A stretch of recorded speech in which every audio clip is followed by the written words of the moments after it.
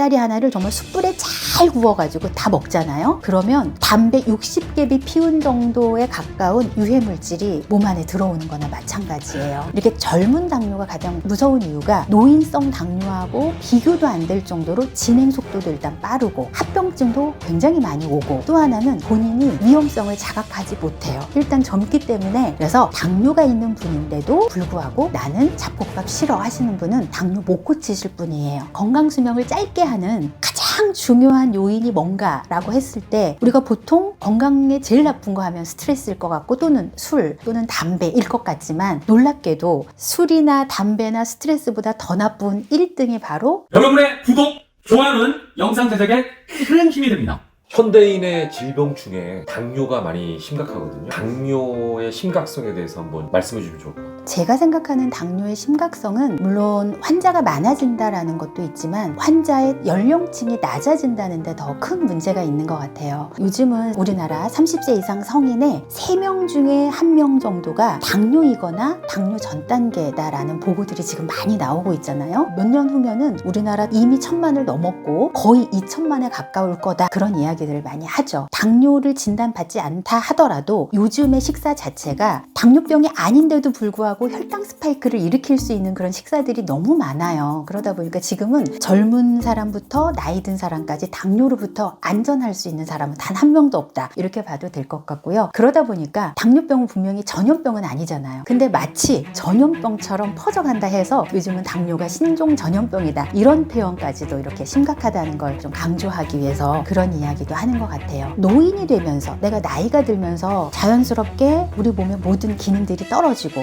예를 들면 췌장 기능이 떨어지면서 혈당 조절이 잘 안 돼서 오는 그런 노인성 당뇨는 사실 큰 문제는 아니에요. 하지만 젊은 때 당뇨, 40대 이전에 이제 당뇨거든요. 요즘은 20대 30대도 많고 40대 당뇨도 굉장히 많은데, 이렇게 젊은 당뇨가 가장 무서운 이유가 노인성 당뇨하고 비교도 안 될 정도로 진행 속도도 일단 빠르고 합병증도 굉장히 많이 오고, 또 하나는 본인이 위험성을 자각하지 못해요. 일단 젊기 때문에 뭔가 자각 증상이 있으면 경각심을 갖게 되는데, 젊은 사람들은 그러질 못하다 보니까 내가 그걸 대수롭지 않게 넘어가면서 아주 심각한 합병증으로 이어질 위험들이 굉장히 높아요. 그래서 당뇨병의 요즘 새로운 이름이 뭐냐면 슬로우 캔서예요. 슬로우 캔서. 캔서는 암이잖아요. 암은 아니지만 암처럼 천천히 진행되는 암이라는 뜻이에요. 암처럼 전이가 되는 건 아니지만 당뇨가 해결이 되지 않으면 우리 몸의 전신에 걸쳐서 합병증으로 암 같은 그런 치명적인 결과를 일으킬 수 있기 때문에, 그래서 우리가 경각심을 가지고 좀 조심을 할 필요가 있어요. 저도 사실은 당뇨 전 단계라서 당뇨라는 거에 대해 굉장히 관심이 많거든요. 근데 말씀하신 것 중에 아까 스파이크라는 거 좀 설명해 주시면 좋을 것 같아요. 제가 이제 당뇨 환자들을 워낙 많이 만나게 되는데, 당뇨 환자들은 뭔가를 먹을 때마다 이거 혈당 오르는 거야? 안 오르는 거야? 이거에 굉장히 민감해요. 그런데 명확하게 말씀을 드리자면 혈당이 안 오르는 음식은 없어요. 특히나 우리가 먹는 음식들은 먹으면 무조건 혈당이 올라가게 돼 있습니다. 그런데 문제는 혈당이 안 오르는 게 아니라 혈당이 천천히 오르느냐 빨리 오르느냐, 이거에 이제 문제예요. 그래서 항상 천천히 오르는 음식들 또는 천천히 오르는 식생활 또는 천천히 오르는 생활, 이것들을 하면 문제가 없는데, 스파이크라고 하는 것은 피크를 뭔가 찍는다는 뜻이잖아요. 이 피크라고 하는 게 내가 밥을 먹기 전과 음식을 먹고 나서 이 혈당 차이가 보통 50 이상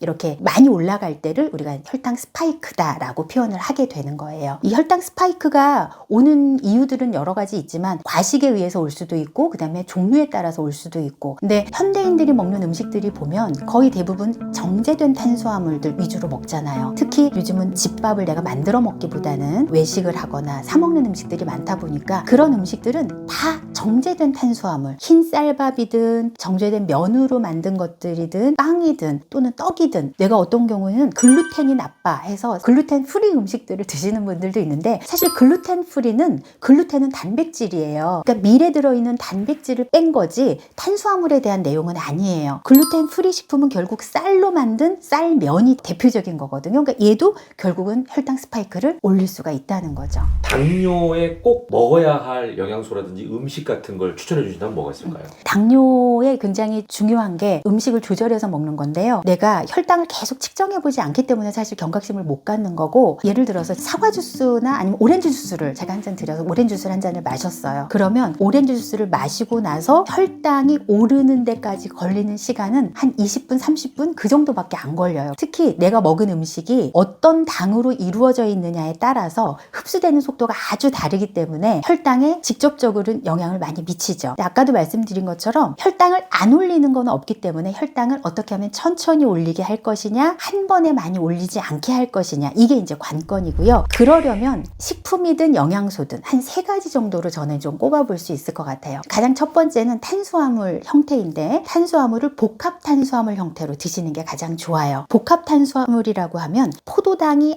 아주 많이 모여져 있는 구조가 전분이고, 우리가 침에서 나오는 아밀라아제가 포도당과 포도당 사이에 있는 것들을 가지를 끊어주는 게 아밀라아제가 하는 역할이거든요. 이 포도당이 많이 모여 있으면 모여 있을수록 얘가 여기서 끊어야 되니까 천천히 흡수가 되는 거고, 단순하게 한 번만 끊어도 되면 굉장히 빠르게 흡수가 되는 거고, 정제 탄수화물이다 또는 단순당이다 하는 것들은 이렇게 짧은 사슬로 되어 있는 것들이다 라고 이해를 하시면 좋고요. 복합 탄수화물이다 하는 것들은 포도당 사슬이 굉장히 많은 것들인데, 복합 탄수화물은 자연으로 먹을 수 있는 통곡물들이 해당이 돼요. 그러니까 도정하지 않은 잡곡들. 그래서 당뇨가 있는 분인데도 불구하고 나는 잡곡밥 싫어 하시는 분은 당뇨 못 고치실 분이에요. 그분은 당뇨로 인해서 더 나빠질 수밖에 없어요. 그러니까 당뇨가 있는 분은 무조건 잡곡밥을 먹어야 되는데, 잡곡 중에서도 한 2가지 제가 꼭 넣었으면 좋겠는 건 귀리나 보리 중에 하나는 꼭 넣으시면 돼요. 그 이유가 두 번째 말씀드릴 식이섬유 때문에 그래요. 당뇨에는 복합 탄수화물을 먹는 거 중요하지만 두 번째가 식이섬유가 중요한데, 식이섬유는 당의 흡수를 느리게 해서 혈당을 천천히 오르게 하는 효과가 있어요. 그런데 식이섬유가 많이 들어있는 음식 하면 어떤 게 생각나세요? 채소요. 그렇죠. 당뇨뿐만 아니라 고지혈증 있으신 분들, 뭐 중성지방이 높거나 콜레스테롤 높으신 분들도 식이섬유를 먹어야 되는데 채소를 열심히 먹는데 혈당도 잘 안 떨어져요 하시는 분들이 의외로 많거든요. 그게 식이섬유의 종류가 좀 달라서 그래요. 식이섬유소는 크게 수용성 식이섬유소, 불용성 식이섬유소, 이렇게 2가지 종류가 있는데, 수용성 식이섬유소는 물에 녹는다라는 의미도 있고, 또 하나는 물을 많이 빨아들여서 부피가 커진다, 이런 의미도 포함을 하고 있어요. 불용성 식이섬유소는 물에 녹지도 않고 물을 많이 빨아들이는 그런 능력도 별로 없어요. 이 2가지가 하는 역할이 조금 달라서, 불용성 식이섬유소는 내가 섭취를 하면 이게 위와 장을 통과하면서 운동성을 좋게 하고 빠르게 위나 또는 장에 있는 노폐물들을 끌어서 배출하는 역할에 아주 탁월한 효능이 있는 게 불용성 식이섬유소고, 수용성 식이섬유소는 위와 장을 통과할 때 물을 빨아들이니까 얘가 볼륨이 커지겠죠. 그렇게 되면 다른 영양소들이 흡수되는 걸 천천히 막아주게 돼요. 지방 또는 콜레스테롤 이런 것들을 다 막아주는 효과가 있어요. 그러면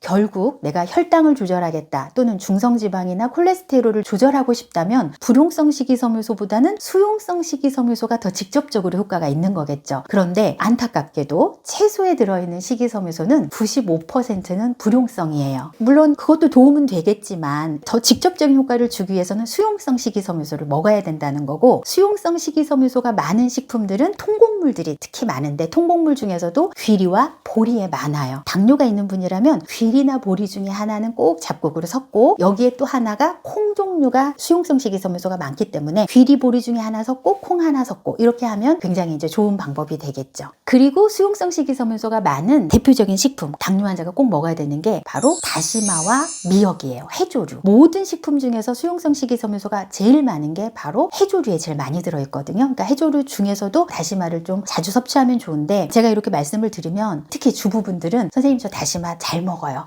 요리할 때 항상 다시마로 국물을 내가지고 다 요리를 해요 하시는데, 그렇게 하시면 수용성 식이섬유소는 아예 못 드시는 거예요. 다시마로 만약에 국물을 내면 우리가 보통 10분 이내로 보통 국물을 내기 때문에 다시마에 있는 그런 감칠맛이 나는 아미노산들은 나오지만 수용성 식이섬유소가 다 빠져나오기 위해서는 2시간 이상을 끓여도 그게 다 안 나와요. 해조류 자체를 드셔야 된다는, 다시마 자체, 미역 자체. 보통 이제 저는 식단을 짜드리는 분이니까, 실제로 제가 당뇨 있으신 분이라면 종이컵에 한 3분의 2컵 정도 되는 불린 미역이라고 치자면 그 정도 분량을 일주일에 적어도 한 2번, 혹시 가능하다면 한 3번, 그 정도는 해조류들을 식단에 좀 넣어주시는 게 좋겠다, 이제 이렇게 말씀을 드리죠. 그리고 이제 3번째로 당뇨 있으신 분이 꼭 열심히 먹어야 되는 건 바로 이제 단백질이죠. 단백질은 고기, 생선, 달걀, 콩 4가지 식품이 단백질을 많이 함유하고 있는 식품이니까, 식단을 짤 때마다 직접 조리를 하는 분이라면 항상 밥을 내가 차릴 때마다 내 밥상에 적어도 고기 또는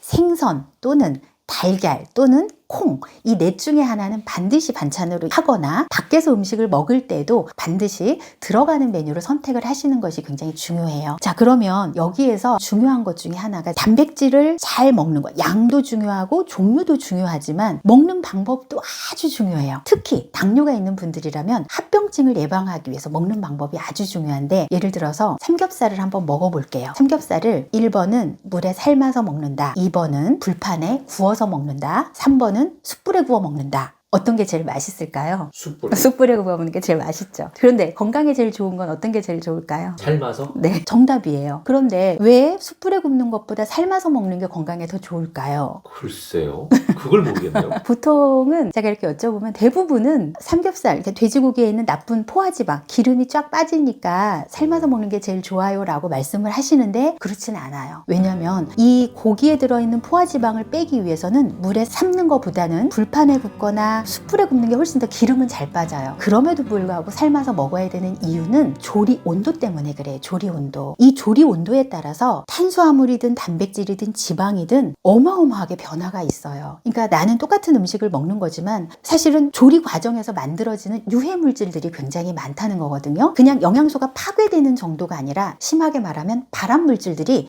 많이 만들어지게 돼요. 특히 이제 그 온도가 몇 도냐면, 조리 온도가 140도가 넘어가게 되면 이런 유해 물질들이 만들어지게 되고, 거기가 150도가 넘어가면 좀 더 만들어지고, 175도가 넘어가면 많이 만들어지고, 200도가 넘어가면 정말 많이 만들어져요. 자, 그러면 물에 삶을 때는 물에 끓는 온도가 100도이기 때문에 아무리 오래 끓여도 유해 물질이 만들어지지는 않아요. 그런데 불판에 고기를 굽는다 했을 때는, 불판에 고기를 구우려면 일단 칙 소리 나야 되잖아요. 근데 칙 소리 나는 온도가 기본 200도 정도는 돼야 돼요. 220도 정도가 제일 맛있게 구워지는 온도예요. 그러니까 일단 유해 물질이 만들어지는 온도를 훨씬 넘은 거죠. 또 하나, 그럼 숯불에 직화로 굽게 되면 이 온도는 350도 이상이에요. 요즘은 더 심한 것도 있어요. 650도씨 막 화덕에 구운 피자, 화덕에 구운 고등어 뭐 이런 것도 사실 있잖아요. 고온에서 구울수록 사실 맛은 좋지만 유해 물질들은 많이 만들어져요. 건강을 생각하시는 분들이 담배를 안 피우시잖아요. 닭다리 하나를 정말 숯불에 잘 구워가지고 다 먹잖아요. 그러면 담배 60개비 피운 정도에 가까운 유해 물질이 몸 안에 들어오는 거나 마찬가지예요. 그 정도로 내가 조리를 어떻게 해서 먹느냐에 따라서도 차이가 굉장히 크고, 특히나 당뇨가 있거나 만성질환이 있는 분들은 내가 무항생제 국내산 돼지고기를 선택하는 것도 중요하지만 어떻게 조리하느냐에 따라서 이 과정에서 유해 물질들이 만들어지는 상태로 먹게 되면 몸 안에 굉장히 나쁜 영양, 단백질로서의 좋은 영양보다는 나쁜 영양들을 훨씬 더 많이 볼 수 있기 때문에 조리 방법까지 반드시 좀 조심을 하시는 게 좋고요. 또 하나는 양도 사실은 그래요. 단백질을 하루에 살코기를 예를 들어서 150g이나 200g 매일 드세요라고 하기는 하지만, 아주 최근에 지금 세계보건기구에서 나오는 자료는 뭐냐면 적색육, 그러니까 돼지고기나 또는 소고기의 경우에요.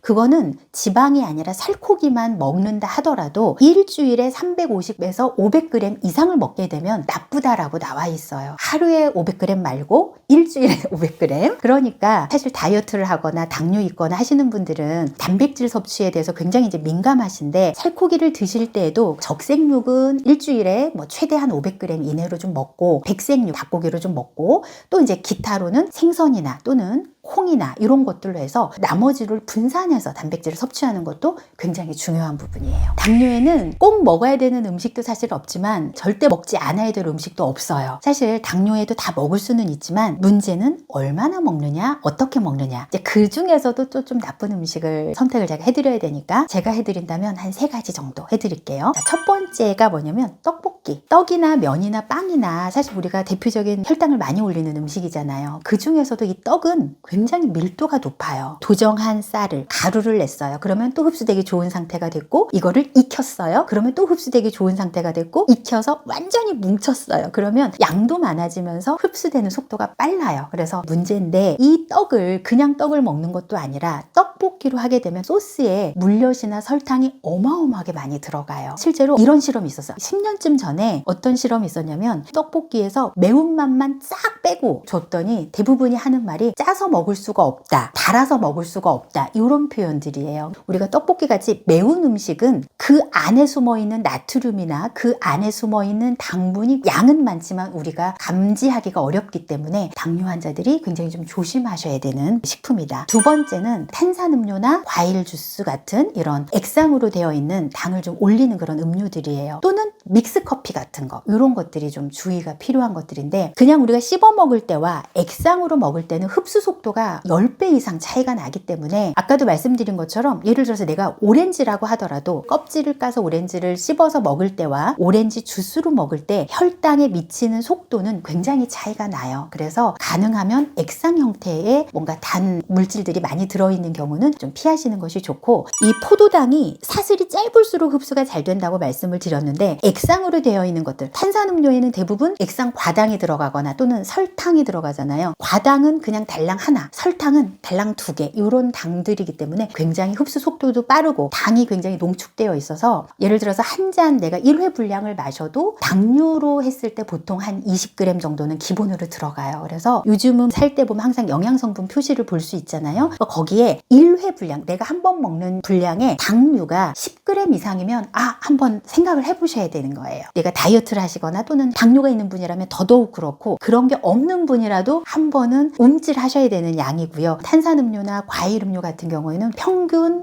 아무리 못 들어있어도 18g에서 뭐 많은 거는 막 30g 이렇게 들어있는 것도 있기 때문에 반드시 주의가 필요해요. 그리고 세 번째, 당뇨 환자가 꼭 피해야 되는 음식 중에 하나가 김밥이에요. 김밥이 저희가 혈당 스파이크 이런 실험을 좀 많이 해보면 잡채밥이나 라면보다도 혈당 스파이크를 더 많이 올려요. 물론 사람에 따라 좀 다를 수는 있지만, 그래서 우리가 김밥이라고 하면 그 안에 채소도 많이 들어가고 하는데 마치 뒤통수 맞는 느낌일 수도 있거든요. 그리고 사실 김밥 한 줄 먹으면 사실 남자분들은 양이 이렇게 다 찬다라는 느낌이 별로 없잖아요. 그래서 한 줄 반이나 2줄 정도 먹게 되는 경우도 많은데, 그러면 혈당 스파이크가 훨씬 더 많죠. 김밥 자체도 보면 밥이 굉장히 좀 밀도 있게 들어갈 뿐만 아니라 그 재료들 중에서도 가장 문제가 되는 게 의외로 단무지 같은 거예요. 단무지나 또는 우엉 이런 것들이 들어가잖아요. 그런 것들이 기본적으로 설탕물에 재워서 이렇게 절이는 초절임 형태이기 때문에 사실 거기에도 인지하지 못하는 사이에 당 함량이 좀 높아서 혈당을 좀 급격하게 많이 올릴 수 있기 때문에 양 조절이나 횟수 조절이 반드시 필요하다라고 볼 수 있습니다. 그럼 아까 말씀하신 탄산음료 중에 탄산수는 괜찮아요? 탄산수는 괜찮죠. 탄산수는 당이 들어있진 않으니까. 다만 탄산수는 위에 자극을 줄 수는 있어요. 탄산 자체가. 그래서 역류성 식도염 같은 걸 조금 유발할 수 있기 때문에 소화 기능이 약한 분들은 좀 조심을 할 필요가 있지만, 탄산을 워낙 좋아하시는 분들은 탄산 음료 대신에 탄산수, 거기에다가 조금 더 저는 만약에 도움되도록 한다면 레몬 같은 걸 과즙을 조금 짜서 그냥 넣는다던가 이런 방법들은 좋을 것 같아요. 면 좋아하는 분들, 이런 분들에게 면을 끊으라고 하면 너무 절망적이지 않습니까? 방법이 없을까요? 가장 좋은 방법은 면 종류를 바꾸시는 게 제일 좋기는 해요. 정말 당뇨가 심각해서 제가 상담하는 분들은 어쨌거나 치료를 목적으로 하는 분들이기 때문에 그분들에게는 제가 가능하면 두부면이나 해초면, 이게 요즘은 굉장히 맛도 좋게 나와요. 그리고 요리하기 좋게 나오기 때문에 두부면이나 해초면 또는 곤약면 이런 걸 드시게 하고요. 그래도 나는 밀가루면을 꼭 먹고 싶다 하시는 분들에게는 한 가지 제가 좀 제안을 드리는 게, 예를 들어서 라면이나 또는 칼국수, 우동 이런 걸 드실 때 꼬들면이 훨씬 덜 올라갈 수 있어요. 혈당이. 이게 전분이 더 많이 퍼질수록 그 안에 소화 효소들이 침투하기가 쉬워요. 그러면 그것들이 훨씬 더 분해되는 속도가 빠르기 때문에 내가 정말 라면을 정말 포기하지 못하겠다라고 한다면 완전히 좀 익힌 면보다는 조금 꼬들면 쪽이 훨씬 더 도움이 될 수가 있어요. 또 하나는 면을 정말 먹고 싶다면 면 전에 뭔가를 조금 드실 수 있으면 좋아요. 가장 좋은 건 사실 채소겠지만 우리가 채소를 들고 다니면서 먹는 건 사실 쉽지가 않아서 저는 단백질이라도 챙겨서 갖고 다니시게 하거든요. 가장 우리가 현실적으로 할 수 있는 게 견과류 한 봉지. 예를 들어서 내가 짜장면을 먹을 거야 이따가.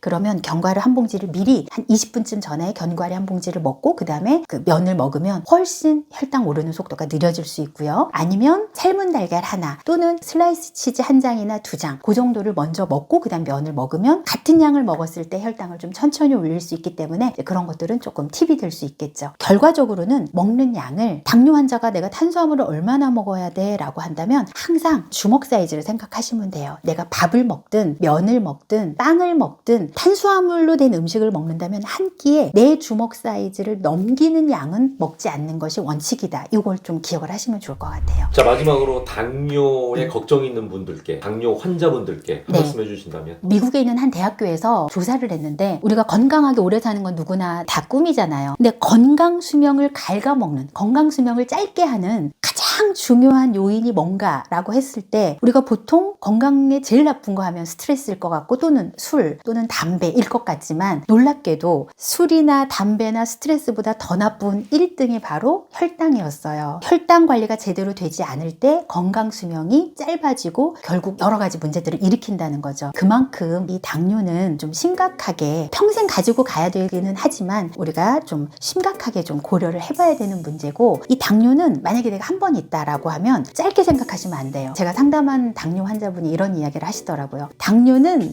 아주 까칠한 와이프 같다, 이런 표현을 하셨어요, 저에게. 그래서 왜요? 라고 했더니 잘해줄 때는 가만히 있다는 거예요. 내가 정말 운동하고 식단 관리 잘하고 그러면 막 좋아진 티도 안 내. 그냥 가만히 있어요. 조용하게 소리 없이 있다가 잠깐 내가 뭔가 좀 서운하게 하죠. 운동 조금 안 하고 또는 내가 음식 조금 함부로 먹고 그럼 바로 핥힌다는 거예요. 아주 까칠한 애인 또는 아주 까칠한 와이프 같다라고 말씀을 하셔서 제가 그럴 수 있겠구나라고 생각을 한 적이 있었어요. 내가 평생 잘 보듬고 가져가야 되는 그런 관리가 필요하다라는 것들을 좀 기억을 하시면 좋겠습니다.